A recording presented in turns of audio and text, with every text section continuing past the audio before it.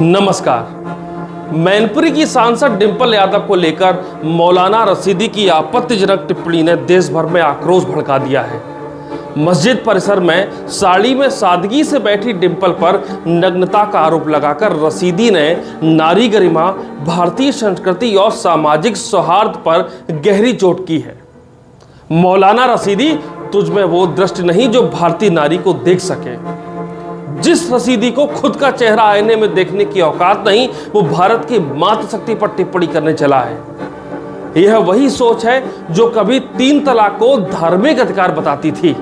भूल गया तू, और आज साड़ी पहनने वाली महिलाओं को अश्लील कहता है। रशीदी का बयान केवल डिंपल यादव पर नहीं, बल्कि पूरे भारतीय स्त्री समाज पर हमला है। उसे यह जान लेना चाहिए कि भारत की नारी शक्ति केवल देवी के रूप में पूज्य नहीं, बल्कि चंडी के रूप में प्रतिशोध लेने में भी सक्षम है। उसका बयान न केवल अमर्यादित है, बल्कि भारत की विविधता और गरिमा का घोर अपमान है। इस्लामी पोशाक को संस्कृति बताकर वह दूसरों के पहनावे पर सवाल उठाता है। अरे तू तो टोपी लगाता है, तुझको तो मैंने कभी ISI का एजेंट नहीं कहा। तो क्या आप देश की आत्मा भी तेरी सोच से संचालित होगी? तेरे जैसे जहर उगलने वाले मौलाना इस देश के सामाजिक सौहार्द के सबसे बड़े दुश्मन हैं। इनको मार के भगा देना चाहिए। रशीदी का बयान सिर्फ एक राजनेता या महिला पर कटाक्ष नहीं, बल्कि यह भारतीयता की उस आत्मा को ललकारना है जिसे नारी कहते हैं। भारत में नारी सम्मान का सर्वोच्च स्थान रहा। वह कभी जानकी बनी, कभी दुर्गा, तो कभी सावित्री। ऐसे में किसी मौलाना द्वारा साड़ी जैसे पारंपरिक परिधान को अश्लील कहना उसकी मानसिक दिवालियापन और कट्टरता को दर्शाता है। यह विचारधारा न केवल इस्लामिक कट्टरता का प्रतीक है, बल्कि भारतीय संस्कृति पर सीधा हमला भी है। ऐसे बयान पर चुप रहना केवल कायरता होगी। नारी सम्मान के लिए ब्राह्मण समाज सहित हर सनातनी को एक स्वर में विरोध करना होगा। इसी बीच हम आपको एक वीडियो क्लिप सुनवाते हैं जिसमें मौलाना रशीदी ने डिंपल के बारे में क्या कहा और डिंपल ने मौलाना रशीद के बारे में क्या कहा। आइए जरा देखते हैं।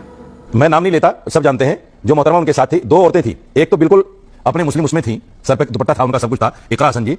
जो मोहतरमा थी डिंपल यादव जी, आप उनकी पीठ का फोटो देख लीजिए, नंगी बैठी हैं। ऐसा कुछ भी नहीं है, क्योंकि हमारे सांसद हैं, इमाम साहब हैं और उनकी पत्नी, हम सब लोग एक सोशल उसके लिए गए थे वहाँ पे, और वहाँ पे कोई मीटिंग नहीं हुई थी, क्योंकि भ्रमित करने का हमेशा भारतीय जनता पार्टी की नीयत रही है। और जो मूल जो हमारे उद्देश्य है और जो हमारे मूल जो प्रॉब्लम है इस देश की, उससे ध्यान भटकाने के लिए इस तरह की बातें करी जा रही है। मेरा ये पूरी तरह से मानना है कि ये सरकार ना SIR पे बात करना चाहती है, ना पहलगाम की घटना पे बात करना चाहती है कि इंटेलिजेंस फेलियर क्यों हुआ, हमारे देशवासियों ने जान क्यों गंवाई, और ना ही ये ऑपरेशन सिंदूर पे, क्योंकि इतना इंपॉर्टेंट मुद्दा था और जहाँ ऑपरेशन सिंदूर से लेके पहलगाम तक बात शुरू हो जानी चाहिए थी संसद के अंदर। तो कहीं ना कहीं इस सब चीजों को छुपाने के लिए ये इस तरह का टारगेट बनाते हुए काम कर रहे हैं। आपने वीडियो देख ही लिया होगा। डिंपल ने जो कुछ कहा वो राजनीति में तो जायज है, लेकिन भारतीय संस्कृति में नहीं। मौलाना ने जो कहा उसकी फितरत है, लेकिन डिंपल को इसका विरोध करना चाहिए। भारत की संस्कृति ने हमेशा यत्र नार्यस्तु पूज्यन्ते का आदर्श रखा है, लेकिन रशीदी जैसे लोग अपने मजहबी चश्मे से भारतीयता को देखना चाहते हैं, जहां सिर्फ हिजाब पवित्र और बाकी सब अश्लील दिखता है। सवाल यह नहीं है कि डिंपल यादव कौन है, सवाल यह है कि क्या कोई मौलाना यह तय करेगा कि भारत की महिलाएं क्या पहने।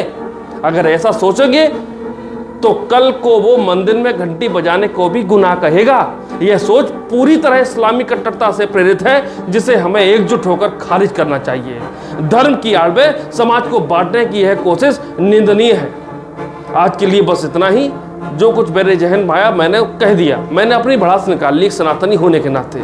आप लोगों भी चाहिए कि यदि आप सनातन हैं, खासकर हिंदू हैं, तो एक स्वर में एकजुट होकर बोलना चाहिए, क्योंकि यहाँ पर ये नारी शक्ति का सीधा सीधा घोर अपमान है। हमारे परिधान पर अपमान है। यहाँ पर जो कुछ भी है, जैसा भी है, आपके सामने है। जो कुछ आप कमेंट करना चाहें कर सकते हैं, भला या बुरा लिखना चाहें लिख सकते हैं। ये मेरे निजी विचार हैं, किसी दूसरे से लिए गए नहीं। तब तक के लिए बने रहिए हमारे साथ। प्रतीक तिवारी, UP खबर ऑफिशियल एंड अहम भारत समाचार।